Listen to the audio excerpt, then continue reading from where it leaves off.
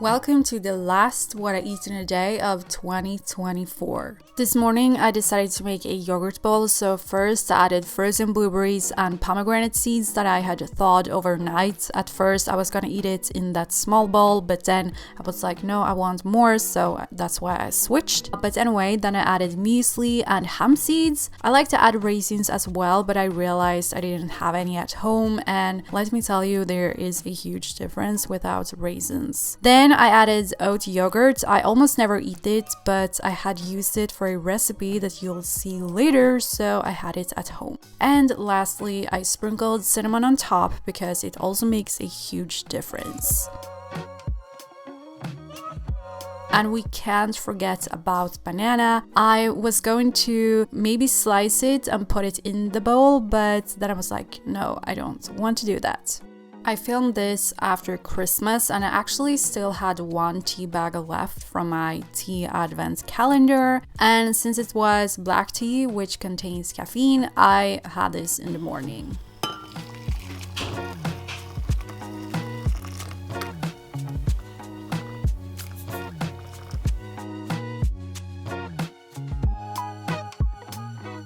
I had leftovers from Christmas for lunch, and I'm not a huge fan of Swedish Christmas food. It's very heavy on meat, but I made a fully plant-based plate. So first I had potatoes, then I added roasted Brussels sprouts. I usually make a kale salad with pomegranates, but no, I didn't feel like washing and massaging the kale this year. And I have been wanting to find a good plant-based meatball recipe, and I have finally found a good one. So basically, I used the recipe for my lentil and mushroom burgers that you can find in my ebook. I did not include the garlic, but otherwise it's the same thing, just a different shape, and I pan fried them before baking them in the oven. Then I had made this vegan beet salad. It's not really a recipe, I just eyeball everything I add. So what I add besides beets is oat yogurt, mustard, apple cider vinegar, salt and pepper. It doesn't taste as sweet as the real thing because there's no added sugar apart from the sugar that is naturally present in the oat yogurt. And as far as Christmas food goes, it was a good plate of food.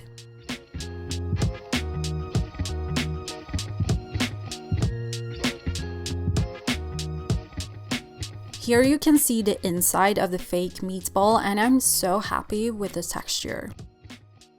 Then I had a small plate of treats, so these are my healthy gingerbread cookies without refined sugar, oils, anything. I will link the recipe below. Then I had one of these no-bake saffron and lemon bites, which is a new recipe of mine. I will link that below as well. I'm not a candy person at all, apart from dark chocolate, I guess, but around Christmas I always manage to eat different types of milk chocolates because they're available and it's hard to resist. But I usually can only have very few pieces. This day I only had one. Then I was like, this is too sweet. I need a piece of dark chocolate to cleanse my palate, sort of. So I had one square of this mint dark chocolate with cacao nibs. It's very delicious. Earlier this year, I actually made a mint dark chocolate bark recipe with cacao nibs that is quite similar, so I can link that below. I just made a super easy dinner this day. I had mushrooms left in the fridge from when I made the lentil meatballs, so I figured I should use them. So I placed them in a pan, let the water evaporate, and then after a while, I added avocado oil.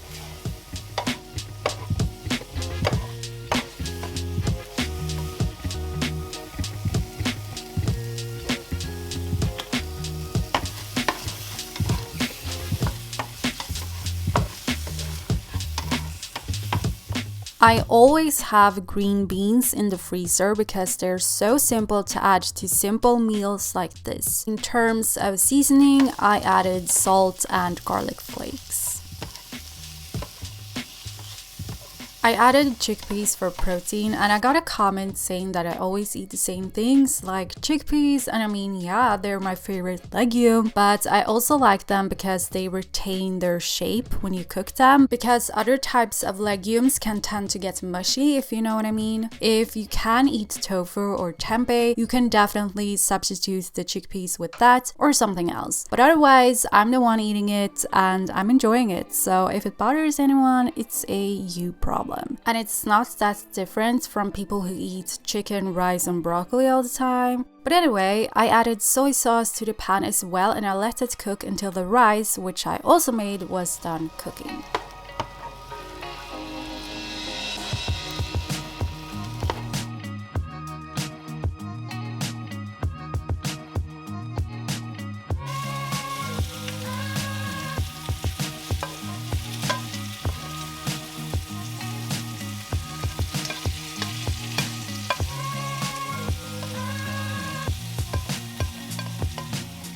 Another thing that I quote-unquote always eat is avocados, but they contain so many good healthy fats. Sadly, they don't look that good this time of year though, but regardless, this was a delicious dinner with lots of flavor, thanks to the garlic, soy sauce, and the natural umami from the mushrooms. And yeah, that was everything I ate this day. Thank you so much for watching and Happy New Year! May your 2025 be full of good things coming for you. Before you leave, please like this video so I can keep on making them, and also make sure to subscribe to my channel.